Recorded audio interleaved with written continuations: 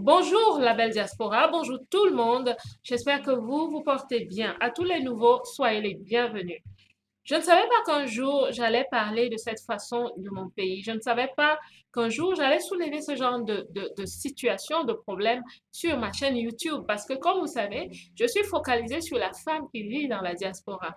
Mais étant donné que le sujet dont je vais parler aujourd'hui tourne autour de la femme, l'épanouissement de la femme, la liberté de la femme, la paix de la femme, c'est pour ça que je me lève pour parler de ce sujet. Oui, il s'agit du trafic humain. On appelle cela le trafic humain parce que depuis quelques jours, j'entends parler d'une situation. Je vous assure, je n'ai pas prêté attention. Je travaille de lundi à vendredi et puis samedi, je suis à télé pour la belle diaspora. Et donc, je n'ai pas vraiment suivi. Ce n'est qu'aujourd'hui que je me suis assise pour vraiment écouter ce qui se passe, ce qu'on dit, ce qu'on raconte sur les réseaux sociaux. Et je me rends compte que vraiment, c'est dramatique. C'est dramatique. En plein jour, il est déballé au sujet d'un trafic humain. On parle de trafic humain quand on parle d'une chaîne. Une chaîne dans laquelle il y a des participants, il y a des parties prenantes qui se passent l'humain. C'est ça le trafic humain. Quand je parle de la diaspora, souvent, je parle aussi du trafic humain qui se passe au niveau des frontières, où on fait traverser les gens de façon malencontreuse pour leur vie, parfois parce qu'il y a des gens qui ne réussissent pas à traverser, qui n'arrivent pas à destination. Il y a tout un système de trafic humain qui est mis en place avec des paiements, avec des échanges, avec des interactions. Et dans ce cas, c'est aussi le trafic humain. Si vous avez suivi cette histoire, qui est vraiment malencontreuse, vous allez comprendre qu'il y a des parties prenantes. C'est toute une société, mini-société organisée pour le mal de la femme, pour la jouissance de plusieurs et pour le mal de la femme. Le trafic humain regarde parfois ou concerne parfois les enfants. Parfois c'est des hommes, parfois c'est des femmes, parfois c'est des adultes, parfois c'est... Je ne vais pas parler de tout ici, mais le trafic humain est une chose abjecte, une chose terrible. Alors, ce qui se passe au Cameroun en ce moment est terrible. Et nous sommes en pleine célébration. Nous sommes en pleine fête du football africain. Nous sommes en pleine canne. Et maintenant, nous avons cette distraction. Et ce n'est pas une bonne distraction. Il faut se lever. Quand on se lève, quand vous entendez les gens se lever, c'est pas parce qu'on souhaite surfer sur le buzz. Moi, je suis pas de ceux qui surfent sur le buzz, pas du tout. Mais c'est parce qu'il faut tirer les sonnettes d'alarme. C'est parce qu'il faut parler, il faut éduquer même. Il faut éduquer la femme. On dira à la jeune femme, toutes les femmes. Il faut éduquer les femmes. Est-ce qu'on peut aussi éduquer les familles? Moi, je ne suis pas, je n'ai pas la responsabilité d'éduquer les familles, mais je vous assure que la responsabilité est à presque tous les niveaux. Comment sommes-nous arrivés à ce point-là? À quel moment est-ce qu'on s'est dit que c'est quelque chose de bien?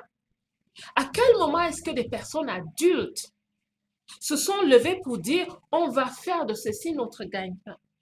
À quel moment est-ce que la luxure est allée au point où on ne peut pas se retenir et il faut détruire la jeunesse des petites filles? Et à quel moment est-ce que les familles ont arrêté d'éduquer vraiment leurs enfants, de leur donner une certaine fondation?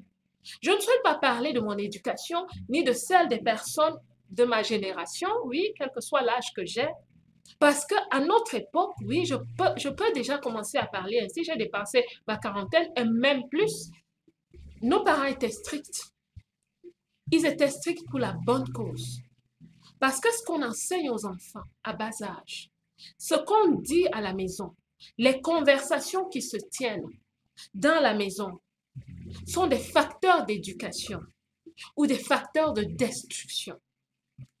Et plusieurs jeunes qui vont dans cette destination, qui acceptent de monter dans cette voiture d'inconnus, parce qu'on leur présente de l'argent, parce qu'on les appâte avec un peu d'argent. Plusieurs de ces filles ont des problèmes à la base. Je ne suis pas ici pour juger. Une fille qui est posée, qui a de la retenue, ne se lève pas, ne suit pas un homme qui lui dit, on ira dans une ville parce qu'il y a pour toi un travail de mannequinat, un travail de serveuse, un travail. Tu ne te lèves pas sans en parler à tes parents. Tu ne te lèves pas sans en parler à un tuteur, à un adulte. Non, c'est pas possible. Ça veut dire qu'à la base, il y a quelque chose qui ne va pas. Vous savez, c'est terrible. C'est même honteux à la base. Mais il faut en parler. Il faut en parler. Mais à la fin, qu'est-ce qu'on va faire? Je ne cite le nom de personne. Mais à la fin, qu'est-ce qu'on va faire de tout ça? Après avoir déballé, comme on va déballer sur les réseaux sociaux, où les acteurs de ces, je ne dirais pas les bourreaux, je pourrais dire les bourreaux, mais je dis les acteurs. Pendant que les acteurs sont tranquilles dans leur coin de tapis, ils attendent que l'émotion passe. Les émotifs et les réactifs des réseaux sociaux, on va parler, on va bouillonner, et puis ça va se tasser. La vie continue. La vie va continuer. Leur belle vie va continuer. Et ces enfants et ces jeunes, est-ce qu'ils vont comprendre? Est-ce qu'elles vont comprendre? Est-ce qu'elles vont apprendre? Plusieurs personnes me diront, c'est parce qu'il y a le manque, la pauvreté, la misère. Je vais vous dire, ce n'est pas une excuse. Ce n'est pas une excuse. Nous sommes tous passés par là.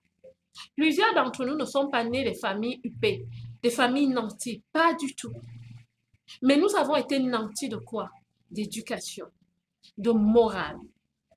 Et on soutient une certaine moralité. Maintenant, quelle que soit ta religion, si tu es aussi ancré, ça va aider. Mais je ne suis pas ici pour donner des leçons. Je suis juste en train de me lever pour dire, pour crier parmi plusieurs voix qui se lèvent pour crier, pour dire que ça ne va pas. Ce n'est pas normal. Il y a des gens qui se battent pour le Cameroun. Il y a des gens qui se battent pour ce pays. Il y a des gens qui n'ont pas de poste de responsabilité visible ou institutionnel ou constitutionnel. Pas du tout. Mais qui se battent pour le Cameroun. Est-ce que les gens font tout ça pour rien? Est-ce que les gens font ça pour qu'il y ait des termites dans le bois qui détruisent le bois, qui détruisent la construction, qui détruisent l'évolution, le développement, pendant que certains s'efforcent à bâtir quelque chose? Est-ce qu'on fait tout ça pour rien? Ça fait mal. Le trafic humain fait mal.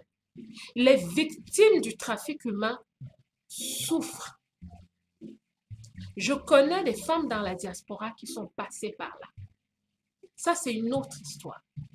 Le trafic humain, c'est une abomination. Donc, je voulais m'arrêter aujourd'hui pour dire, est-ce que je vais dire stop? Est-ce qu'on dit stop à des adultes? Des adultes qui sont constitués, bien constitués, qui ont un système, qui savent ce qu'ils font. Est-ce qu'on leur dit stop? Mais ce que je vais dire aux jeunes, c'est que la richesse facile, elle ne dure pas. Il n'y a pas de richesse facile. Mon père me disait souvent, il nous disait souvent, il nous dit souvent, il est encore là, que tout ce qu'on gagne à la sueur de son front est durable, est pérenne.